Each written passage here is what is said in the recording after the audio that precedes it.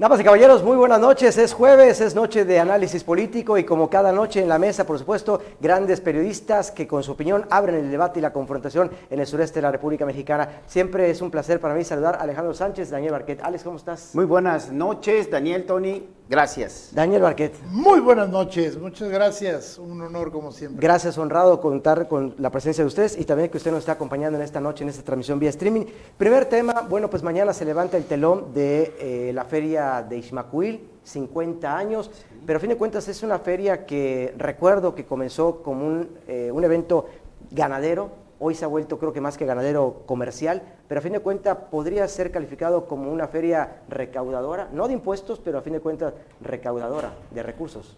El que ayuda de la mano de Dios. Eso significa Ixmaquil. Eso significa. Pero sí, 1974 abre sus puertas. En un principio fue una feria ganadera, sí, una feria de exposición, una feria para vender ganado, exportar, importar y los acuerdos ganaderos que tenían como su punto prioritario. A paso del tiempo, pues empieza a tener un cambio en toda su estructura. Ya era una fiesta artesanal, cultural, popular, en donde ya estos grandes conciertos y esta área se volvió pues muy prioritaria para el gobierno del estado. Como tú bien lo señales, es una feria recaudadora.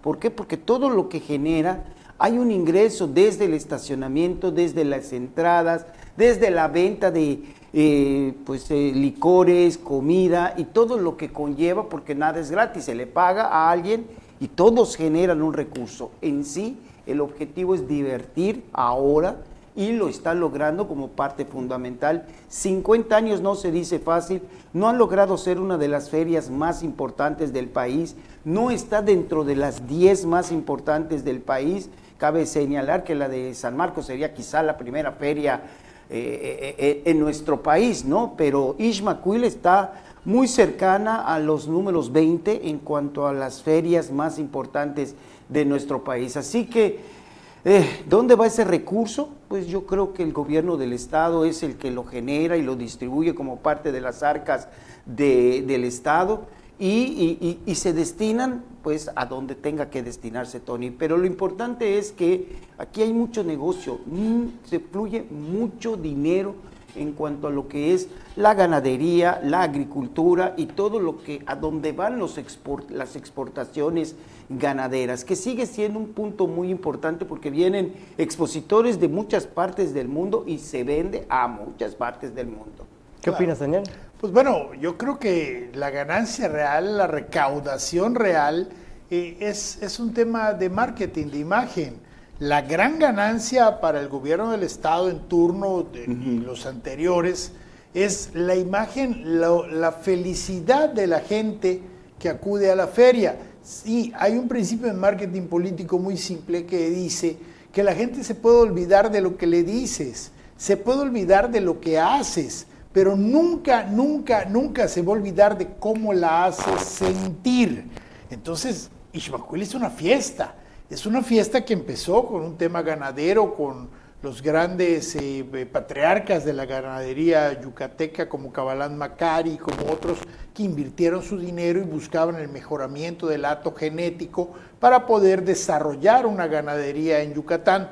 Después se fueron sumando los comercios, después se fueron sumando los deportes, después se fueron sumando los espectáculos. Bueno, siempre han estado los espectáculos de los de la época pasada, que a lo mejor no tendrían que ser tan castigados por las legislaciones nuevas, pero sí lo son. Por ejemplo, hoy no hay peleas de gallos, un palenque así surge con peleas de gallos, no con espectáculos artísticos para lo que sirve hoy el embudo de Ixmaquil.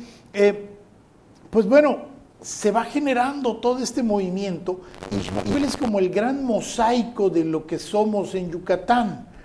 También hay que decirlo y hay que reconocerlo, que en una sociedad alcohólica Hay que recordar que Yucatán es número 1 en el per cápita de consumo de cerveza en México, con un promedio cercano a los 80 litros por persona, o sea, de 2.200.000 habitantes, el per cápita es ese, o sea, hay quienes toman más, habrá quien no tome nada, pues es de esperarse que gran parte de la carga sea pagada o sea costeada con este alto consumo, en detrimento de quien hablan de la gran cantina que se convierte en Ixmaquil.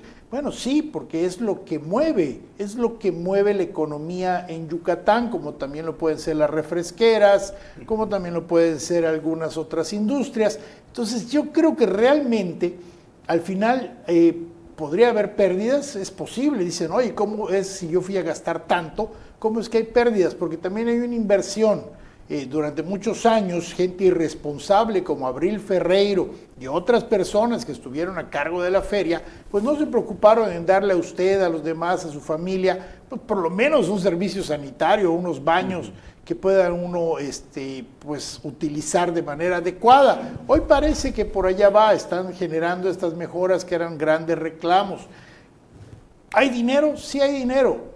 ¿Se atora? Seguramente que sí, el negocio de los espectáculos hoy en día en Yucatán, donde cada fin de semana hay 2 conciertos y todos reportan llenos, y después dices, no hay dinero, sí, pero los conciertos están llenos. ¿Qué pasa ahí? Entonces seguramente hay quien gana por traer a estos artistas, hay quien gana por facilitar el transporte de estos artistas, de los vuelos, hay quien gana por los hospedajes, por la renta de sonidos, por la renta de muchísimas cosas. Sí, ¿dónde queda el dinero? Ojalá no lo transparenten, dicen que no son iguales. Bueno, vamos a ver cómo va. La gran ganancia es si la gente está contenta, el gobierno le va muy bien. Y hay algo muy importante, 2.3 millones de habitantes somos en Yucatán, y se estima que en 24 días vayan alrededor de 3.3 millones de personas. No todas pagan. ¿Por qué? Porque desde luego hay tours estudiantiles que les dan gratis, en la entrada, el estacionamiento, etcétera. ¿Dónde va también esa parte del dinero, Daniel, Tony? Yo creo que también va al pago de los artistas que son espectáculos gratuitos. Desde luego, no creo que haya una feria en donde voy a perder y la voy a hacer. No, hay ganancia desde luego. ¿Cuál? No se ha estimado, porque los balances económicos no los han dado en su punto real. O al menos yo no he visto en los últimos 49 años, hoy tuvimos una inversión de 10 pesos, pero ganamos 15, o sea, tuvimos esto. No se ha transparentado nunca la institución Feria Ixmaquil. Es correcto, sí, coincido contigo. Hay que transparentar, hay que mostrar dónde se queda el dinero. La mejor muestra va a ser si dentro de unos años vemos a un nuevo magnate de apellido Basulto, pues dirás, bueno, el director del Instituto de Ferias, pues se sirvió con la cuchara grande. Yo creo que hay formas, al final no se oculta nada, ¿no? Perfecto. Bueno, pues vamos a hacer la primera pausa comercial y a regresar vamos a tocar un tema muy importante que son estas elecciones extraordinarias donde finalmente papá gobierno ya apostó dinero al IPAC. Regresamos.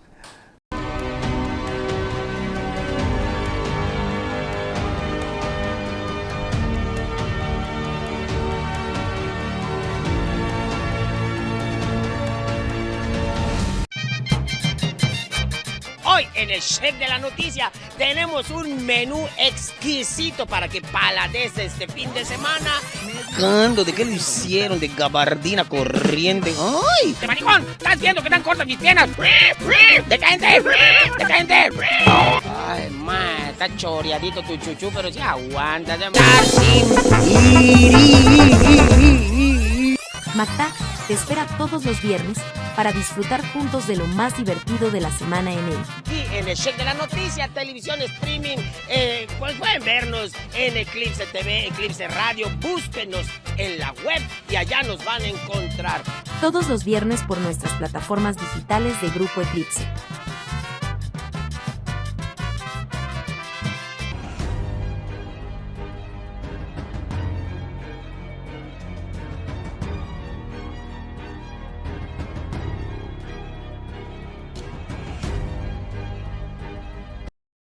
Ya estamos de regreso, continuamos con esta mesa de análisis esta noche con Alejandro Sánchez y Daniel Barquet. Dicen por ahí que el que paga manda y de alguna forma el órgano electoral ha recibido un importante pago del gobierno del Estado para el tema de las elecciones extraordinarias. La gran pregunta es ¿por qué el gobierno del Estado, no?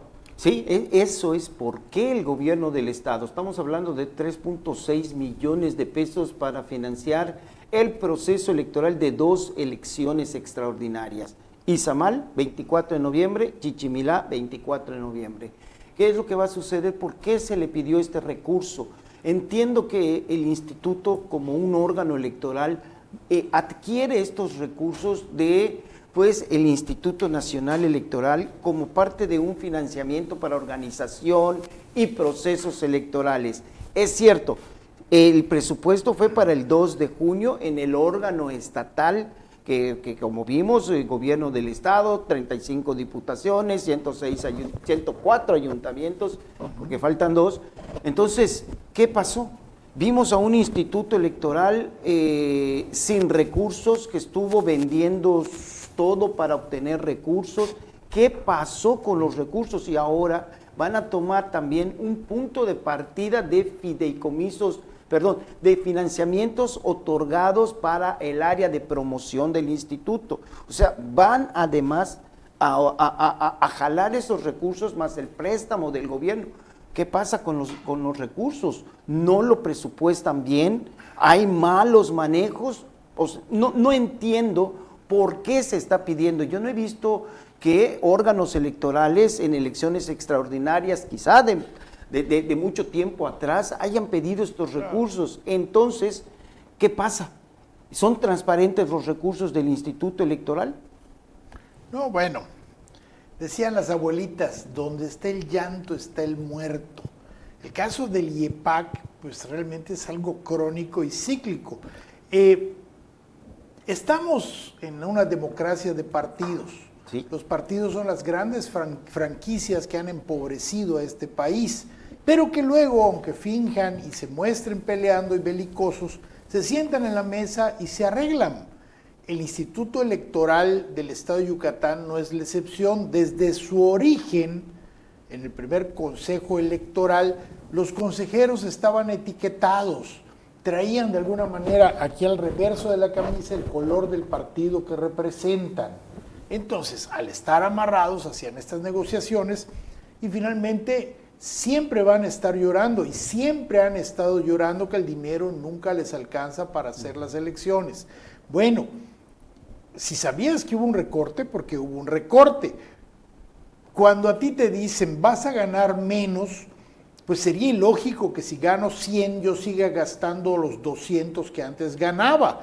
Sé que si solo voy a gastar 100, voy a tener 100, pues me tengo que ajustar con ese dinero. Entonces, desde que les acortaron el presupuesto, ellos sabían que para fin de año tenían que ajustar el presupuesto. Y no oyes que haya despidos masivos en el IEPAC, y no oyes que los señores consejeros se hayan desprendido de choferes, o que hayan dejado de tener gastos de comida, o de telefonía celular, o sus parientes, cada uno son recomendados y van metiendo gente. Siempre ha sido de esta manera. Entonces, a la hora de apretarse el cinturón, resulta que quieren que se lo apriete Yucatán y ellos no. Digo, yo no veo a ningún consejero vendiendo su vehículo para decir, bueno, es que me van a bajar el sueldo. Eso no ocurrió. O sea, no puede ser si en tu presupuesto, que sabes que vas a ganar tanto en un año, te dicen que a partir va a haber un recorte, ok, entonces sé que para la parte final tengo que volver a ajustar, y no ajustan, al contrario, siguen ganando lo mismo, si no es que más. Entonces es un llanto que ahora vienen y hay que rescatarlos. Es mucha duda, sobre todo como tú dices, ¿cuánto pueden costar las elecciones de Izamal y de Chichimilá? Sí, cuesta para un ciudadano común, sí, claro. Pero para un instituto que recibe millones de pesos, que además reparte millones de pesos, porque ya anunciaron que, no sé, Morena va a recibir 60, el Verde va a recibir 13, el PRI va a recibir 12, perdón si me confundo con las cifras, pero bueno, la idea es que están repartiendo dinero para el próximo año no electoral. Si no hay elecciones, ¿para qué quieres mantener una tortuga reumática como es el Instituto Electoral y de Participación Ciudadana. Entonces, en este contexto, yo creo que esto es una farsa y es muy posible que sea el que paga, manda, pero aquí estamos hablando de que los que pagan están también adentro, porque hay consejeros que simulan ser consejeros, pero son de Morena, hay consejeros que simulan ser consejeros, pero son del PRI, son del PAN, entonces ya se arreglaron, ellos ya se arreglaron y se van a seguir burlando de los yucatecos con 2 elecciones. Bueno, si en la anterior vimos todas las deficiencias que hubo, esos recursos que deben ser para capacitación, que le dicen a los partidos, esto es lo que te toca y de aquí viene un tanto para que des capacitación en la democracia a tus ciudadanos. Bueno, esto no se vigila, si no se vigila tendrían que quitárselos, no los quitan porque están todos de acuerdo. Donde está el llanto está el muerto. Moralmente están como que comprometidos, ¿no? Pues es que comprometidos porque tienen que sacar 2 elecciones, ese es su compromiso, pero lo que no entiendo es por qué, si tú en un principio de año tienes un presupuesto, es como tu casa, no puedes gastar más de lo que no tienes, simple. Entonces, y un presupuesto se analiza y se vislumbra posibles conflictos postelectorales o preelectorales, como sucedió en Yucatán, lo que ninguno sucedió. Claro. Que sucedió una elección extraordinaria, sí, pero si todo fue transparente, legal, hasta aquí llegué el 2 de junio, sin ningún problema, debe de quedar un recurso para final del año. ¿Por qué no hay 3.6 millones para organizar 2 elecciones? Sencillo, no se apretaron el cinturón, no les importa. Ellos lo ven como un trabajo y piensan que van a estar ahí toda la vida, cuando no es así. ¿Y por qué el gobierno lo tiene que pagar? Eso es lo que no me ha quedado claro. ¿Por qué el gobierno Porque lo tiene también que están pagar? de acuerdo. Porque necesitan que gane el partido. Claro. Ya sabemos qué partido va a ganar, Ya ¿no? sabemos qué va a pasar. Es innecesario esto. Incluso difícilmente sé si va a haber candidatos de oposición. No hay, en el PRI no hay. En el PRI no hay, solamente el PAN, que va contra Morena en alianza con otros 3 partidos. Claro, y es que finalmente la democracia cuesta, estamos de acuerdo. Sí, Pero pero el no costo cuesta que estés tanto. pagando no cuesta tanto, exacto. Y realmente al final los consejeros, algunos se vuelven solo una barra de fanáticos aplaudidores de lo que vaya a pasar. Perfecto. Bueno, pues hacemos de nueva cuenta una pausa comercial. Gracias por continuar con nosotros en esta mesa de análisis. Vamos a hacer la pausa y regresamos para hablar de un tema importante en materia de seguridad. Volvemos.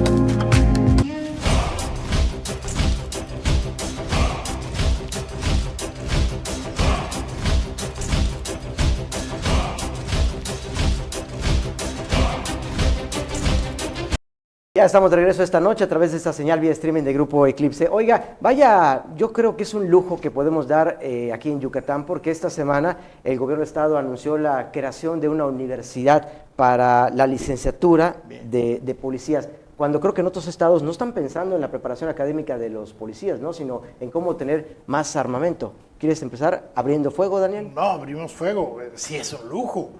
No sé qué tan necesario sea, porque hay diversas opciones educativas en Yucatán para poder canalizar, digo, hay becas ya a hijos de policías, incluso para hasta cuando terminen su carrera universitaria. Si me imagino que debe ser un tema de especialización en temas de seguridad. Esto no tengo referencia en el país que haya algo. Por ejemplo, ha habido casos como el de Rafael Echazarreta Torres, exdiputado de Morena, quien cursó una maestría en seguridad pública, pero lo hizo en el Ejército y la Fuerza Aérea, en la UEFA, la Universidad del Ejército y la Fuerza Aérea. Tenía de compañerito de bancada a Harfuch, hoy secretario de Seguridad Pública Nacional. Sí, siempre el Ejército y la Fuerza Aérea y todos los bandos militares pues tienen estos esquemas de capacitación. También habría que ver, bueno, esto abre otras perspectivas, porque si hacemos un paralelismo con las Fuerzas Armadas, con la Secretaría de Marina, por ejemplo, un egresado licenciado ya no hace una escala desde abajo, empieza como oficial. Entonces, si se van a respetar estas cosas, yo creo que es una gran oportunidad para tener personal altamente especializado, incluso, ¿por qué no capacitar a policías de toda la región? Y esto va a beneficiar seguramente a toda la gente que vive en la zona, porque vas a tener gente con otro perfil. ¿Qué tan viable es? Bueno, la verdad es que es cuestión de tener los recursos y pues bueno, candidateamos para empezar. El primer rector yo creo que debería ser Luis Felipe Saidén Ojeda. Sí, yo lo vería en 2 puntos. En una primera instancia, destaco Yucatán a nivel del país, la isla de seguridad. 1, tenemos armamento, tenemos unidades de vehículo de alto nivel, envidiable en cualquier otro estado. Tan solo hay que ir a Quintana Roo y Campeche y ver las unidades en comparación de lo que tiene Yucatán. Hay cursos de instancias internacionales como el FBI, con Israel, que tiene de las policías más sofisticadas también en el mundo, y con otros organismos internacionales. Así están pues entrenando a nuestros policías. Pero ahora, y tú bien lo señalaste, Tony, que me pareció el punto medular, en un estado donde somos una entidad la más segura del país, con estos niveles de equipo, de preparación, y ahora con una universidad, yo creo que resalta esto porque seguiremos siendo el punto de seguridad más importante del país, o el estado más seguro.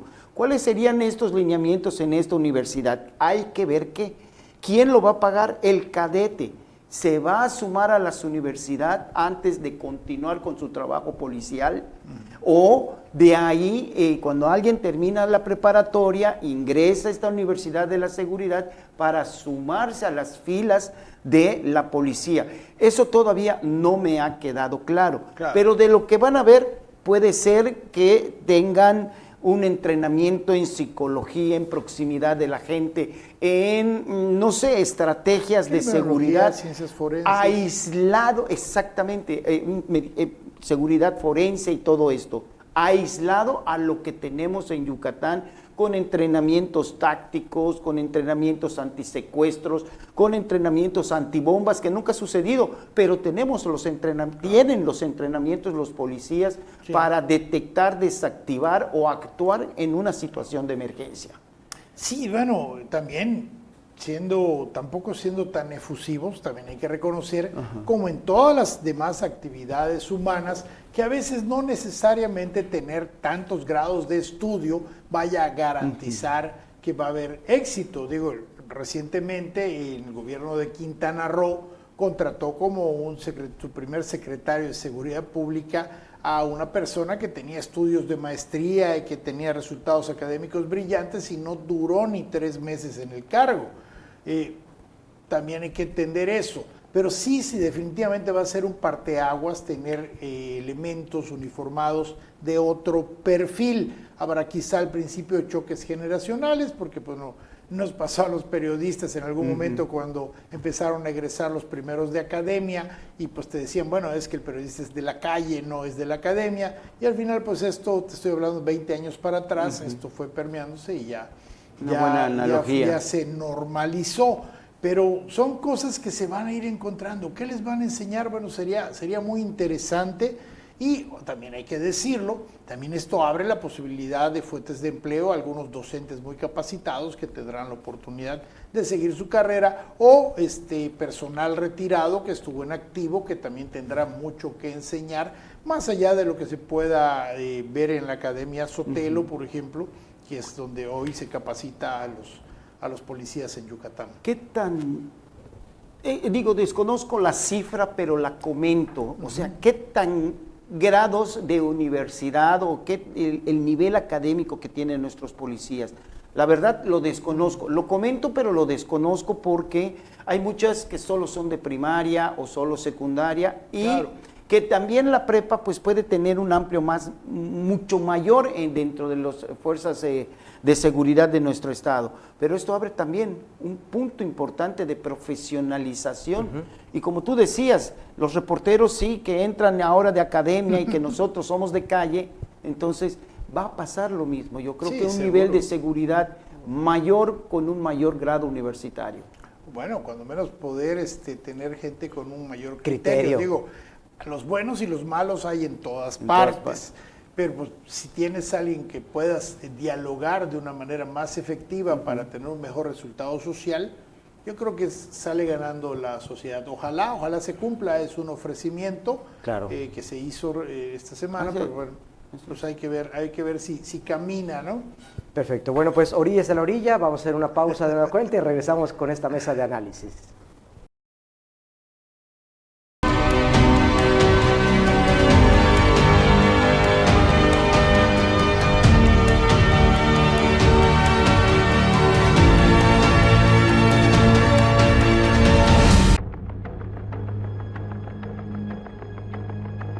Lunes a viernes. Mantente informado. Que comience la semana con el pie derecho. Móvil para que estés informado. Estamos obviamente transmitiendo completamente en vivo, pero también tengo noticias trágicas que vienen del Estado de México. Te comparto la siguiente información. Mantente informado con los sucesos, hechos y aconteceres del estado de Yucatán, México y el mundo. Abraham Cobian te mantiene informado de lunes a viernes en Eclipse Noticias, 10 de la mañana por todas nuestras plataformas digitales.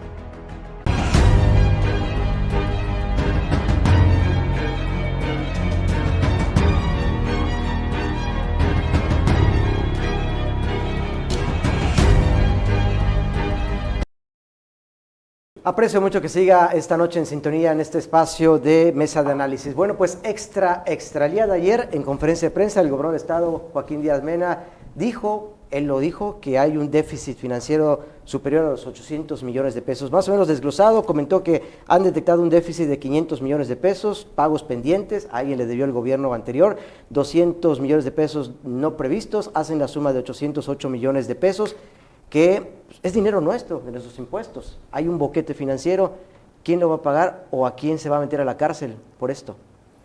Pues bueno, históricamente, Patricio Patrón se quejó de Cervera, sí. ¿A quién metió a la cárcel? A nadie. Ivonne Ortega se quejó de Patricio Patrón, metieron a la cárcel al de Cusey, ¿no? Al Teclas, Guzmán. Pero salió después y no pasó nada. Y Rolando se quejó de Ivonne Ortega. ¿A quién metió a la cárcel? A nadie. Entonces es un ciclo esto, ¿no? Vila se quejó de Rolando.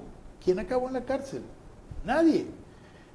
Ahorita hay una denuncia. Lo bueno es que ya la están formalizando. Que por cuestiones de investigación no pueden dar los nombres, sí.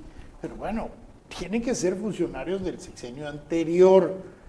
Por allá debe estar el acomodo en esto de por qué se usó este dinero para acá y no se usó para esto otro, por qué no se le pagó a este.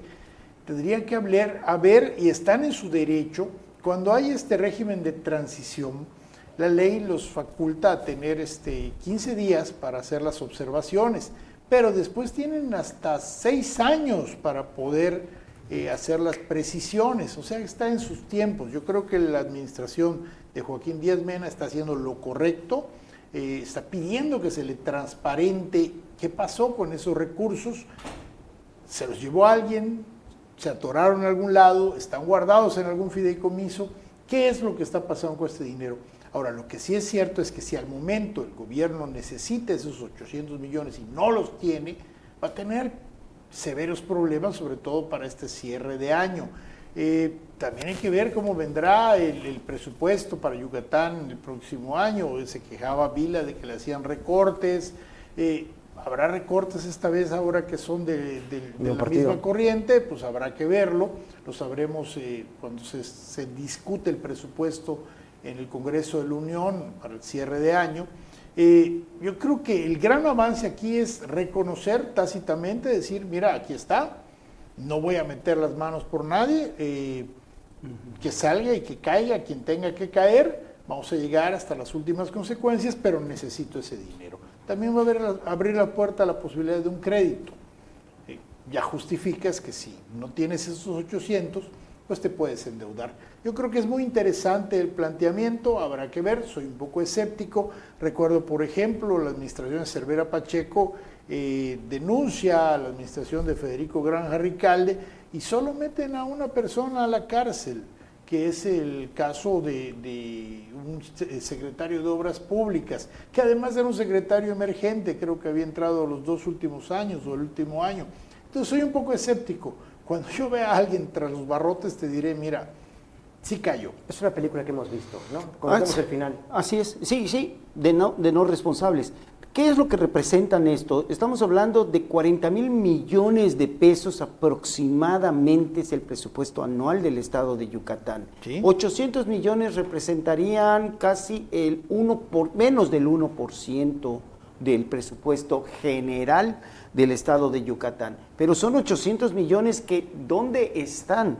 Entonces, yo me sumo a esa postura de, si ya se denunció, llegar hasta las últimas consecuencias. Es decir, o bien arregladito el problema o llegar hasta donde se tenga que llegar. ¿Qué hemos visto en el pasado? Hemos visto transiciones de pasos de gobierno y esa transición en donde esas acusaciones, me falta dinero, pero que no se ha llegado a las últimas consecuencias. Los congresos de los estados en su momento han avalado los presupuestos, lo hicieron con Patricio Patrón, avalando el gobierno diciendo que todo el presupuesto está en orden. Lo mismo pasó con Ivonne Ortega y lo mismo pasó con Rolando Zapata Bello. ¿Qué es lo que sucede ahora? Ya hay una denuncia y ahora el Congreso también tiene que investigar, porque el Congreso tiene también la facultad para investigar dónde están estos recursos que hacen falta. Claro. ¿Qué es lo que no me pareció?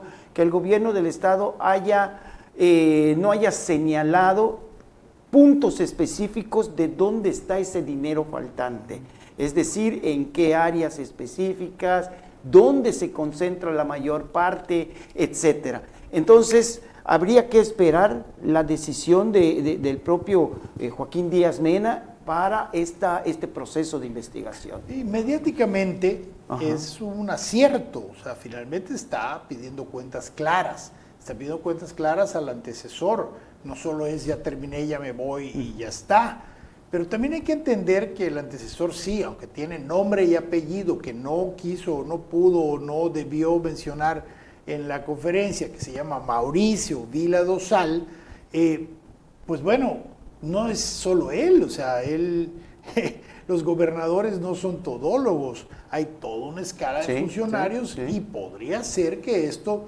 llegue al instancias fondo penales, instancias penales en algunas dependencias, que incluso sería justo que así ocurra si y solo si realmente estuvieran estos faltantes. La lógica popular dirías, ay, ¿tú crees que en el gobierno no se transan lana? Porque históricamente ha sido así, nunca ha habido una forma comunicacional de demostrarte, mira, no, yo no. Entonces, queda la duda ya está sembrada. Y con un gobierno que además ganó muy bien sus elecciones, que tiene la mayoría, que tiene el control, lo vimos por ejemplo en este esquema de comunicación donde el señor gobernador ya hasta entrevista a sus propios secretarios, pues imagínate, o sea, es otra forma de gobernar, esa es su estrategia, y entonces como tiene popularidad, pues le están utilizando. Oye, Daniel, no es equivocado, yo creo que hacen bien. Una pregunta, ¿no será que Joaquín Díaz Mena ya cumplió porque detectó y ya denunció? O sea, ¿a quién le compete meter a la cárcel? No, al gobierno, a una instancia judicial, investigadora. ¿no? Sí, claro, entonces, es eso. Yo ya cumplí, es mi trámite. Entonces digamos que Joaquín ya cumplió. Bueno, él cumple al hacer la denuncia. Al hacer la denuncia. Pública ya la hizo el día de ayer, al hacerlo en esa conferencia. Es tema del consejero jurídico ahorita. Es tema del consejero darle seguimiento y pues bueno, seguramente debe haber una auditoría a fondo, a menos que vayan apareciendo los candados de qué ocurrió, porque hay fideicomisos que incluso desconocemos, que de allá hay algunos guardados de dinero. Pero ya hay un mes de investigación. Ya Sí, tiene sí, este sí. gobierno un mes Es muy complicado en un mes ver lo que se hizo en 6 años. Los contadores, los auditores lo saben bien. No es solo llegar y revisar, porque a lo mejor incluso hay faltantes de esos documentos. Entonces la parte, el sujeto obligado, el que se fue, pues seguramente va a estar, deberían ya tener una mesa con gente capacitada para esta defensa de contabilidad de los números para demostrar que se ejerció cada peso, peso sobre peso, que no se llevaron nada. Justificado, disfrazado, maquillado, pues habrá que ver, pero seguramente tienen que hacerlo. El gobierno del Estado está en su derecho de hacer estas acusaciones, porque es una acusación, y entonces se tiene que aclarar. ¿Qué pasó? Hoy, lo único que sabemos es que hay poco más de 800 millones de pesos, que como decía aquella bruja, nadie sabe, nadie supo. Habrá que preguntarle al Claro. senador. Hay que preguntar al senador o que el senador nombre o envíe a gente que empiece a hacer el trabajo. Bueno, acuérdense que se llamaban las mesas de transición. Mucha gente de esa de transición pues no se va a poder ir. Seguramente está ahí. Tienen tiempo de sobra. Son 15 días que les da la ley en su momento, pero son 6 años después para las cuestiones jurídicas. Y Están a es el tiempo. Congreso quien aprueba ya en definitiva las cuentas del Estado, de la anterior administración. Ellos dicen, bueno, ya tenemos la glosa de los informes, la glosa de todo lo económico, Claro. se estableció. En su momento a Ivonne le dijeron, no hay problema, Bueno, ¿sí? hubo muchas quejas. Claro. Recordarás que con Ivonne hubo el tema del no pago a proveedores, donde, bueno, uno de los ejecutores fue Roberto Rodríguez Abrán, que pasó, Asaf. Roberto Rodríguez Asaf, que pasó uno a los proveedores y les hizo quitas brutales. Hubo casos célebres y muy tristes, como el propietario de una imprenta, que bueno, le debían una gran cantidad de millones de pesos por trabajos de camisetas, de cosas de la campaña incluso, pero le dijeron, pues sí, pero te lo pidió Ivonne, yo no te lo voy a pagar. Entonces, después de esto, el señor pues se infarta y pues se desvive, ¿no? Son ejemplos de lo que ha ocurrido. Debo, no niego, pago, no tengo también, y te dejan ahí la cuenta y quieres seguir trabajando con el gobierno, olvídate de ese dinero.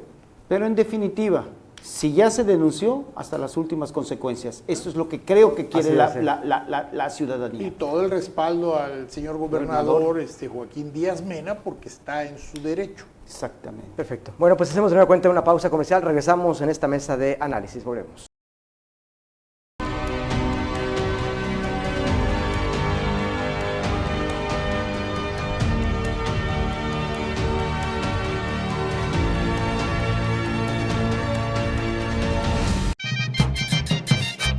Hoy en el Check de la Noticia tenemos un menú exquisito para que paladees este fin de semana. ¿De qué lo hicieron? De gabardina corriente. ¡Ay! ¡De maricón! ¿Estás viendo que están cortas mis piernas? ¡Detente! ¡Detente! Ay, ma, está choreadito tu chuchu, pero sí aguanta.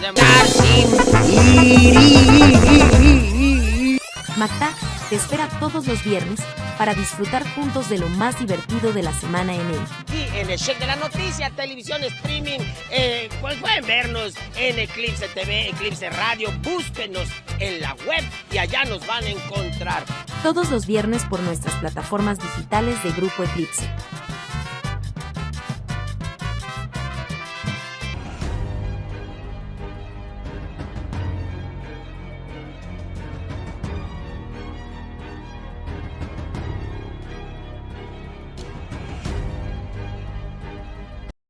Ya estamos de regreso. Tema obligado para platicar o discutir esta noche también fue lo que ayer ocurrió. 47º, me parece, número 47, presidente de Estados Unidos, Donald Trump gana. Un candidato que amenazó mucho con el muro, con deportaciones. ¿Qué podemos esperar? Yo creo que podemos esperar que cumpla sus promesas, pero confío en el gobierno federal en que pueda pues llevar una relación política bilateral pues acorde a la realidad. ¿Por qué? Porque ambos tenemos intereses. Él dice que 25% de los aranceles pudieran subirse si no se ataca en una primera instancia el flujo migratorio y el narcotráfico. 2, estamos hablando de una cifra de 40,000 millones de dólares que ingresan al año al país. Para Yucatán, para tener una idea, son 50 millones de dólares por trimestre, lo que hacen 200 millones, poco más, de dólares al año, lo que significan casi 4,000, bueno, si está a 20 pesos, significaría casi cercano a los 4,000 millones de pesos anuales para Yucatán. Esos son los números. Pero ¿cuál es la política bilateral, la política entre ambas naciones? ¿Cómo podría ser afectado esto? Que haya una cacería interna en Estados Unidos de migrantes, donde se expulsen a los migrantes y ¿qué es lo que pasa? Ya no generan sus propios recursos, que ponga sanciones más severas a los comerciantes de su país para quienes contraten a inmigrantes. Entonces, eso sí llevaría a una escalada de reducción de ingresos por el flujo migratorio. Hay que recordar que las remesas son uno de los recursos que obtiene el país más importantes de todas las industrias, casi igual que la industria sin chimeneas, que es el turismo, casi igual a lo que es la producción de petróleo. Entonces las remesas no pueden descender porque también son parte importante de nuestro país. ¿Qué visualizas, Dani? Bueno, lo que pasa es que hay que recordar, como decían los antiguos en las elecciones en México, el ofrecer no empobrece, el dar es lo que aniquila. Bueno, Donald Trump, presidente, hace 8 años, ofrecía un muro, un gran muro, porque él construye esta narrativa donde su gran éxito fue alentar el voto blanco, que pues, por lo general no votan, son muy apáticos. Él lo incentiva y hace que acudan a las urnas, y una de las formas fue crear un enemigo. Siempre acuérdense que para que haya héroe tiene que haber villano. Entonces el villano, en este caso, eran todos los mexicanos, y cuando dicen mexicanos, para Trump es todos los que viven al sur del río Bravo, ya Centroamérica, Sudamérica incluso. Para él todos son mexicanos, porque llegas y el gran temor, vienen a quitarte el empleo, vienen a quitarte los servicios de salud, porque hay servicios de salud gratuitos, el acceso a la educación. Entonces vienen a ocupar los espacios tuyos y de tus hijos. Por eso el enemigo son los mexicanos. Claro. Luego los enemigos se volvieron los chinos, ya siendo Trump presidente, y se olvidó un poco de los mexicanos. Tan es así que el mentado muro completo no existe, porque además era impagable. Y él decía, se va a pagar con los aranceles de México, y esta narrativa que ya escuchamos. No es lo mismo el Trump candidato que el Trump presidente. El Trump candidato ofrece que si México no soluciona temas como el narcotráfico, pues bueno, les va a aplicar el 25% de aranceles. ¿Cómo solucionas el problema del narcotráfico? Si ustedes son consumidores, decía Molotov en una canción, ¿no? Entonces, aquí el tema es que finalmente Donald Trump hace la gran fantasía política, donde dirás, bueno, ¿y qué decidió? Fue el voto latino, otra vez fue el voto latino, porque el voto blanco siguió siendo pro-Trump, el voto de la gente de color siguió siendo anti-Trump, y fueron los latinos. Dices, ¿cómo es posible que los mexicanos, los puertorriqueños, que les dijeron que su isla es una isla de basura flotando, cómo es posible que los cubanos? Bueno, sí, porque los que están allá se sienten bien y ganan más. Y en el comparativo entre lo que fue la administración Trump a lo interno, despertando este nacionalismo estadounidense, al desastre administrativo que fue Biden, al mismo Biden como desastre en candidato a tal grado que tiene que ser sustituido por su vicepresidenta, pues tienes un panorama acá muy favorable. Yo no creo que estas amenazas sean tan directas y sean tan textuales. Yo creo que, de alguna manera, a los mexicanos que viven allá, no estoy hablando a los que están pensando en ir para allá, a los mexicanos que viven allá, les fue mejor con Trump presidente que con Biden presidente. Entonces, recordemos un principio básico: se pueden olvidar de lo que dices, se pueden olvidar de lo que haces, pero nunca se van a olvidar de cómo los haces sentir. Entonces, el latino, el voto latino, añoró a Trump porque el voto de Biden fue un desastre. Y esto ya ocurrió históricamente. Si nos vamos, por ejemplo, que es 1992, Clinton contra Bush, Bush era el gran héroe, el que había triunfado en el Golfo Pérsico, en todas estas batallas. Sí, pero la economía estadounidense era muy mala. Y entonces Clinton se enfoca por allá. Por ahí surge la frase esta de es la economía, estúpido. Y entonces empiezan a campañar contra Bush diciéndole tu economía es muy mala. Digo, la economía de Biden fue tan mala que hasta Andrés Manuel López Obrador aprovechó de rebote y crea la fantasía del superpeso, cuando en realidad nunca hubo un superpeso, hubo un pobre dólar. Y entonces ahí se vio la diferencia. Hoy seguramente el dólar va a empezar a subir, nos va a costar más a nosotros los mexicanos, y eso habla de que de alguna manera va a haber remesas, que es lo que nos interesa. Pero yo creo, Daniel, aquí que me preocupa un punto. La presidenta fue muy claro, Claudia Sheinbaum dijo, no se preocupen con lo de Trump, si gana Trump. O sea, fue clara. Si es cierto, ¿de qué nos vamos a preocupar? ¿De aranceles? Todo eso también les va a perjudicar a ellos. Claro. Si en el momento viene una guerra de aranceles, claro, ambos perdemos. Ambos perdemos porque el que envía va a subir, el que recibe va a pagar más. Entonces, si yo estoy comprando un artículo ahorita en $10 y me suben un 25%, pues no lo voy a seguir vendiendo a $10. Entonces, allá va a ser un mercado. Lo mismo va a pasar acá. Claro que nosotros perdemos más por esta diferencia dólar-peso, pero claro, que ellos pierden también lo mismo. Sí, pero recordarás de los pocos viajes que hizo Andrés Manuel López Obrador, presidente, al extranjero. Fueron a Estados Unidos. Sí. Y fue en torno a la administración de Trump. Sí. De hecho, en su momento, en plena campaña presidencial de hace 4 años, campaña de Estados Unidos, el pronunciamiento del gobierno mexicano era más hacia una continuidad, hacia una reelección de Trump, que hacia el gobierno de Biden. Entonces, yo creo que no nos va a ir mal, digo, en el contexto internacional. Creo que va a haber algunas situaciones allá, pero finalmente a Trump lo que le interesa es consolidar la economía de su país, sí, más que la imagen. Digo, incluso ha dicho él que jamás va a promover una guerra en el extranjero. Sí, sí, es lo que dijo, ni nunca la tuvo en sus 4 años. Que rompió esto con esquemas que decían que desde el gobierno de Estados Unidos se incentivaban las guerras, sobre todo cuando ha habido gobiernos de demócratas, pues para generar esta industria económica armamentista que nos da legado incluso al señor Stark, por ejemplo, ¿no? Tener al gran magnate armamentista, incluso hasta en las fantasías de los cómics. Bueno, con Trump eso se acabó.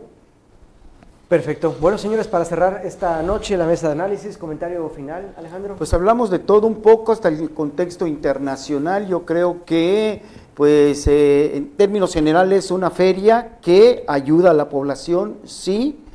Unos recursos que hay que investigar en el caso del faltante o del presunto faltante en el Congreso del Estado, y algo muy terrible lo que está pasando en el IEPAC en el caso de un faltante severo para organizar elecciones. Y pues vemos, no hay que tener miedo porque Trump ha sido ya casi es nombrado presidente de Estados Unidos. Daniel, comentario final. Bueno, nada más seguir pendiente de lo que vaya ocurriendo. Se empiezan a mover algunas cosas y se va a poner muy interesante, insisto. Yo hasta no ver a alguien, un poco a la Santo Tomás, hasta no ver a alguien en la cárcel, no voy a creerme esto de que va a haber hasta las últimas consecuencias. Es parte de un librito. Recordarás el libro de Luis Espota sobre el día después del presidente, los 3 sobres que le dejan de legado. El primero siempre al abrirse dice, échame la culpa a mí. Entonces, pues bueno, hay que esperar qué ocurre. El segundo será, haz cambios en tu gabinete, y el tercero, escribe tus 3 sobres porque ya no hay nada más que hacer. Pero mientras tanto, pues échame la culpa a mí. Eso siempre ha funcionado, es del librito y además está en su derecho. Y para imagen, va a lucir mucho esto. Criticar para avanzar. Criticar para avanzar también. Perfecto. Alejandro, Daniel, gracias. Ha sido un placer estar con ustedes esta noche. Gracias. Muy buenas Gracias noches. a usted sobre todo por habernos acompañado en esta transmisión vía streaming de Grupo Eclipse. Gracias. La próxima semana una cita a la misma hora, a 20 horas a través de Eclipse. Gracias. Buenas noches.